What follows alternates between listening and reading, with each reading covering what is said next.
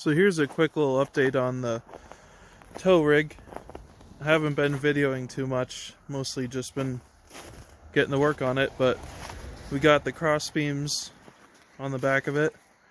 It's actually 24 feet to the end of the beam down there. They said 26-foot blocks fit on here, but I don't know what they were talking about. Maybe if it went over the cab, I don't know. But so anyways, got 24 feet on the rails, exactly to that. And we got all these beams on, these hardwood beams. They were used as pallets, so that's why there's holes in them already, but repurposing them. I coated them in a mixture of diesel fuel and motor oil. Put 2 coats of that in, it soaked in really good already. So, and then I had to put a 2x6 down on the rails so I had enough spacing for my ramps I'm gonna get. So the ramps I'm gonna buy need 9 inches of height, wherever they're sitting. So they're 16 inches wide. That's fine to fit in between the rail, but you can kind of see the rear diff is pretty much flat with them. So, and then once the suspension goes up, you know, it's going to hit the ramps. So on that second beam right here, I'm going to have to put a little piece of metal to kick the ramps up ever so slightly, just so they're out of the range of the diff there. And that'll be good. We got 3/4 bolts through all these beams. Just reusing the hardware that was used on them. Worked out really good. What else? Oh yeah, it's all inspected, insured, and registered now. I had some electrical problems. I couldn't turn the truck off after, you know, doing anything. So I had to pull the fuel pump relay every time. So that was annoying. And then it would drain the battery. So wires were a little funky. Got that fixed up. Had the guy who inspected it do it. Zimmer's Garage did a good job. Real happy with it.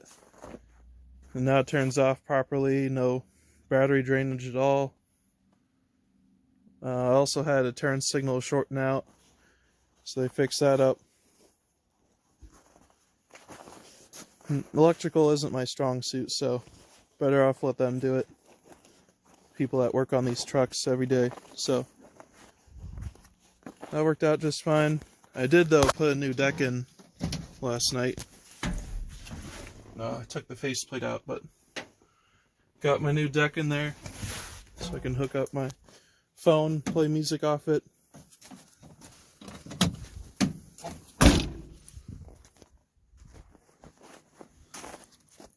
So that's about it. I'm going to get some 2x12s. 2 of them are going to be on the outside on each side. And then I'm going to fill it in with 5 2x10s.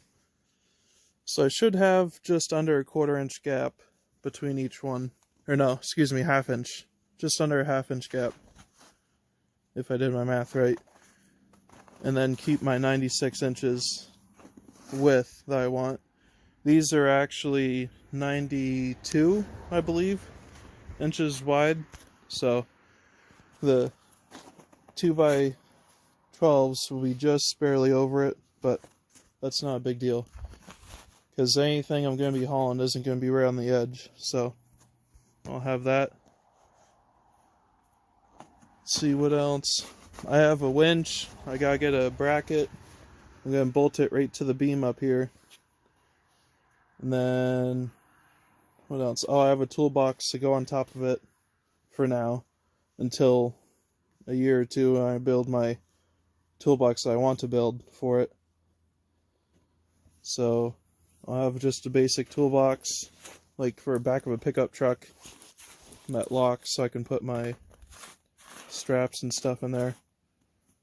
And then on the deck I bought 32 D-rings that bolt on, so they're not flush mount. They're just normal bolt-on ones, kind of like these. Actually, I think these look 1/2 inch, maybe 3/8. I don't know, but they're just like these, but 1/2 inch thick. So those will be good. I'll put them throughout. I probably won't put all of them on at once, but just get a few ideas of what I want. That's about it for this update. I'll probably set up a time lapse for putting the deck on and stuff, and the winch, but we'll see. Don't really want to once you're just in there working away, so that'll be it for now.